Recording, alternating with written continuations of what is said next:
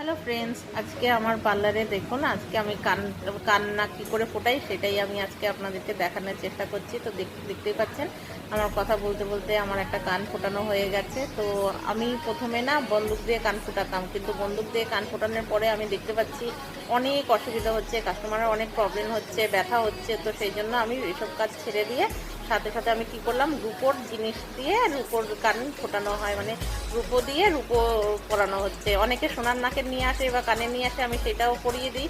আর নয়তো এই যে আমার কাছে রুপোর কানের নাকের আছে আর বা রুপোর সুচ আছে, এই দিয়েই আমি জিনিসগুলো পরাই। তো ওনার এতটা, বন্ধুরা কি বলবো, এতটা পরিমাণে ওনার পছন্দ হয়েছে কানটা ফোটানো। তো উনি বলছে যে আমি তো এসে ভেবে এসেছিলাম শুধু কানটা ফোটাবো, তো আমি এখন তোমার এত ভালো লেগেছে নাক কান ফোটানো দেখে আমার লোভ হচ্ছে, আমি সাথে সাথে নাকটাও ফুটিয়ে নিচ্ছি, কারণ ব্যথা একটুও লাগে না। তো দেখতে পাচ্ছেন ওনার একটু নিচের নাকটা ফুটিয়ে দিলাম,